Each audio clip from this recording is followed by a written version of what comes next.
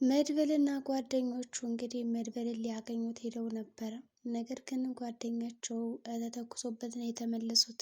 መድብል እንግዲህ በተስፋ ነበር የሄደው። ያው እርግጠኛ ነኝ ብሩክ ከዚህ ውስጥ ነው ያለው፣ ከዚህ ግቢ ነው ያለው በማለት እንግዲህ እንደጠረጠረው ራሴ ሄጄ አረጋግጣለሁ ከዛ ውስጥ መኖርና አለመኖሩም በማለት ሰተት ብሎ እንግዲህ ወደዛ ግቢ ወደ ተጠቆመው ሄደውም ነበረ። በእርግጥም እንግዲህ የመድብል ግምትና ጥንቃቄ እውነት ነበረ። ብሩክ ከዛው ግቢ ነበር። ነገር ግን ያ ግቢ በጣም በኃይል ስለሚጠበቅ እንዲሁም ደግሞ ታጣቂ መሳሪያ ያላቸው ሰዎች በብዛት ከአቅማቸው በላይ ስለታጠቁ ይህንን ጉዳይ ደፍረው እንግዲህ ብሩክን ለማግኘት አልቻሉም። ከላያቸው ላይ እንግዲህ የሽጉጥ ማዕት እንግዲህ ሲተኮስባቸው እግር አውጪ በማለት እንግዲህ እንደምንም ብለው ከዛ ግቢ ሊወጡ ችለዋል። በህይወት ኑሮ ምናልባትም እንግዲህ የእነሱ ጣፈንታ ልክ እንደ ብሩክ መታሰር ወይም ደግሞ እጅና እግር ታስረው ከዛ ጓዳ ሊቀመጡ ይችላሉ። ይሁን እንጂ እንደምንም ብለው አምልጠዋል። እናመልጣለን ባሉበት እንግዲህ ቅጽበት አንድ ጓደኛቸው እንግዲህ ግራ ጎኑን በሽጉጥ ተመቱ። ያው ደግሞ እየተደፈደፈ እየተደፋ እንግዲህ መንገድ ለመንገድ ደማቸውን እያዘሩ ነበር የገቡት። መድብልም እንግዲህ አይዞ ጓደኛዬ እኔ ነኝ እንደዚህ ላደረግኩ አይደለ ይቅር በለኝ እያለ እንግዲህ ጓደኛውን ይቅርታ ጠይቆታል።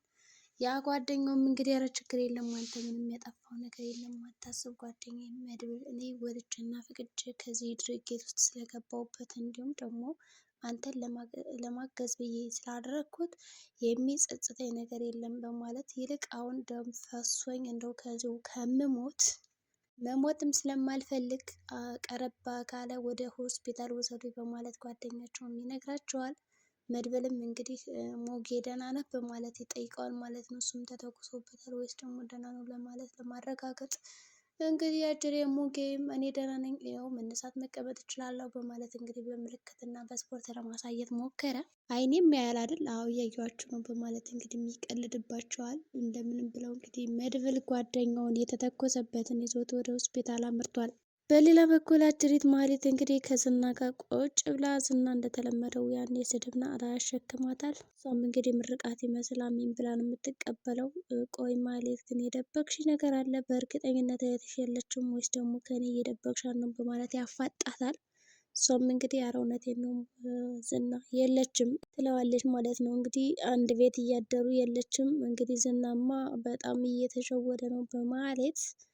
ያው ወደ ቤት መቶ ቢሆን እኮ አንድ ላይ ተኝተው ያገኛቸው ነበር፣ ግን አልመጣም። ስለዚህ አምኗታል የለችም ስትለው፣ ያው እህቷ ስለሆነች ማሳልፋ ለመስጠት ስለከበዳት ምንም አላለችውም። ይሁን እንጂ እንደዚህ በቀላሉ ከኔ የምታመልጭ እንዳይመስልሽ ይላታል ማለት ነው። እሷም እንግዲህ ቆይን የምልሽ ሁሌ በሰው ነገር ጥልቅ እንዳልሽን እንዳወካሽ ነሽ፣ የአንቺን ጉዳይ ምን ያደረግሽው፣ የቤቱን ጉዳይ ፍርድ ቤቱ እንዴት ሆነ በማለትም ይጠይቃታል።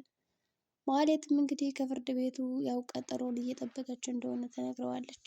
ይህኔ እኮ አንድ ሰው ግደይልኝ ብዬ ብለሽ ኖሮ አንዴ በዱባይ አንዴ በዚህ በአዲስ አበባ ሞል አይፎን 14 ይዘሽ እንግዲህ ሸርን ጉደት ነበር ይላታል። እንግዲህ ያው ግደይና በነፃነት ትኖሪያለሽ ብልሽ እስካሁን ያው ተንጓተተብሽ። ለምንድን ነው እንደ ፍርድ ቤት እየሄድሽ የምትንከራተትሽው? ለምን ሞገስን አትገይልኝም እና እንደፈለገች በነፃነት አትኖሪም ይላታል። እንግዲህ ማህሌት ሰው መግደልን አልደገፈችውም፣ መግደልም አልፈለገች። እንግዲህ ያው ከኤፍራታ ጋር ግደዩ ተብላ ነበር። ይሄ ነገር ሊሳካላት አልቻለም። ግን ከገደለችው በኋላ በነፃነት እንግዲህ በአይፎን 14ም ሆነ በምንም ያው ልትንቀሳቀስ አትችልም። ያው እስር ቤት ትገባለች እንጂ ሰው ገሎ ደግሞ ማንም የሚንቀሳቀሰው። ዝና ብቻ ግን ያው ራሱ ያ ልጅ እንዲሞትለት ስለፈለገ ለምን አገየውም ሲላትም ነበረ። እሱም እንግዲህ አያልገልም በማለት እምቢ ብላለች። እኔ የምልሽ ብሩክ እንዴት ነው ግን እንደው አይናፍቅሽም? አይ በቃ ክብርሽ እኮ ጠፋ ይላታል። እሷም እንግዲህ ቆይ ግን ብሩክ አለ ብላ ስትጠይቀው ስለሱ ምንም አይመለከትሽም አትጠይቂም ብዬሻል ነበር ይላታል ራሱ ጀምሮላት። እሷም እንግዲህ እሺ በማለት ያው ምንም ጥያቄ ላለመጠየቅ ወደኋላ ጸጥ ትላለች ማለት ነው። እንግዲህ ወዲያውኑ ከማህሌት ገለል ይልና ለካሌብ ይደውልለታል። ካሌብ ማታ እነዛ ልጆች መጥተው ነበር በጣም አደገኛ ናቸው በማለት እንግዲህ ያው ከካሜራ ጀርባ ያንዳንዱ በካሜራ የተቀረጹት እነማን እንደሆኑ ሰዎቹን ስለለያቸው ካሌብ እና የካሌብ ሰዎች በጣም አደገኛ ነው ብሎ ይነግረዋል ዝና ማለት ነው። እኔ አላምንም እነሱ እንዴት ሊገቡ ቻሉ አይመጡም ብሎ ነበረ ዝና። አላመንም ነበር እነሱ ይሄዳሉ እዛ ግቢ ብሎ፣ ግን ደግሞ አድርገውታል መድብልና ጓደኞቹ።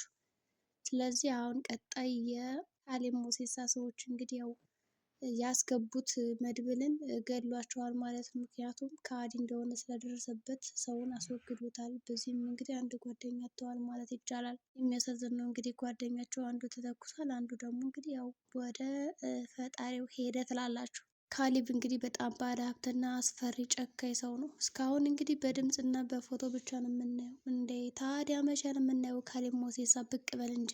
ይህን ያክል መድብል እንዴት እንዳንቀጠቀጠው ማየት እንፈልጋለን። በሉ እስኪ ኮመንተሮች። እንዴ አዎ ለምንድን ነው ይህን ያክል መድብልን የፈራው? ካሌብ ሞሴሳ ምን አይነት ቢሆን ነው እንዴ? ሽማግሌ ነው እንደ ድምፁ ከሆነ ያው እንግዲህ ወጣት ይመስላል። እንግዲህ ማህሌትም እንደተለመደው የምበላው የምጠጣው አጥቻለሁ እኮ እባክህ እያለችው ነው። እሱ ሲጀምር ያለኔ ማን አለሽ እያለ እንግዲህ የስድብ ናዳ ያወርድባታል። ምስኪን ነፈር። ዝናም እንግዲህ ካሌብን ለምንድን ነው ታዲያ እርምጃ ማንወስደው ይህን ያክል ከተደፋፈሩም በማለት ያማክረዋል። ካሌብ አይ ምንም አይነት እርምጃ መውሰድ አልፈልግም ይላል። እንግዲህ መድብልን የፈራው ይመስላል።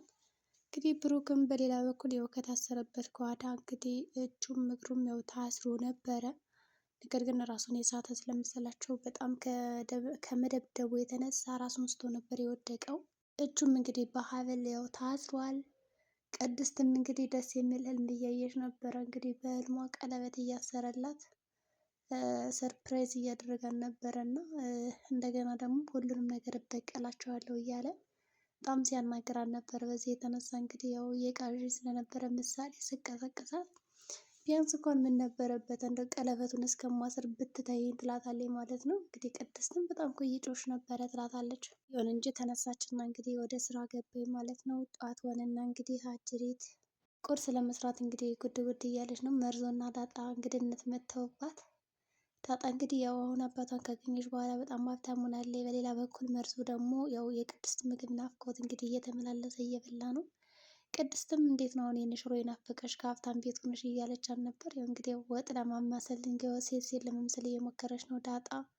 በዚህ የተነሳ ኤሌክትሪክ እንግዲህ ይዛታል። ከዛ ራሷን ስታ ወደቀች። እንግዲህ ዝና አለ እንደዚህ ቤት ዝና መጣ እንደ እያለች እንግዲህ ዳጣም በጣም ስትስቅ ነበር እና የመታት ነው የመሰላት። እንግዲህ ኤሌክትሪክ ወርውሮ እዛ በሩ ጋር ነበር ያጣበቃት። ስትም ነግሬሽ ነበር የተላጣለው እባክሽ ተጠንቀቂ ብዬሽ ነበር እሱ ነው አለቻት። ከዛ እንደምንም ብላ ተነሳኝ ማለት ነው። እንግዲህ የነ ሞገስ ጠበቃም በጣም ከባድ ሰው ነው። እንግዲህ ጭራሽ ደግሞ ፊት ለፊት ሞገስ እያለ ደውሎላት አለ አጅሪት ሉላ። እንግዲህ ሙጌም ስልኩን ሳይሆን እንዴት ደወለልሽ በማለት ሲጠይቃት ያው ዋሽተዋለች። መዋሸት አልነበረባትም። በቃ እንዲህ ነበር ብላ እውነቱን መናገር ነበረባት። እንግዲህ ብቻዋን ደግሞ የሆነ ነገር እንዳያደርጋት እንጂ የጠበቃ ሉላን ሉላ ያው እንግዲህ ምስኪን ልጅ ናት፣ አቅም የሌላት። ስለዚህ ጉድ እንዳታረጋት ሌላ ጠበቃ ታውቄ ነው ይህንኛው በጣም ጎበዝ ነው ብላል አይደለ? ስለዚህ ይህንኛው ስራችን ይፈጽምልናል ትለዋለች። እሱም እንግዲህ ያምናታል ማለት ነው። በሌላ በኩል እንግዲህ የአጅሬ ያው ብሩክ ተነስቷል። እጁንም እግሩንም ፈቶታል። ዛሬ እንግዲህ ከዛ ቤት የሚያመልጥም ይመስላል። እነ ካሌብ ሞሴሳ እንግዲህ ብሩክ ካመለጠ በኋላ በእርግጠኝነት ባላ ቤተሰቡን የሚለቁት አይመስልም። ግን እንዴት መውጣት እንዳለበት ደግሞ ከዛ ጉድጓድ ማሰብ አለበት። እንግዲህ የዛሬው ቪዲዮአችን ይህን ይመስላል። ብሩክ አለ በህይወት አልሞተም። ነገር ግን እንዴት እንደሚወጣ ከዛ ጉድጓድና መቃብር እንዴት አድርጎ እንደሚወጣ የምናይ ይሆናል። በቀጣይ እስከምንገናኝ መልካም ጊዜ ይሆንላችሁ።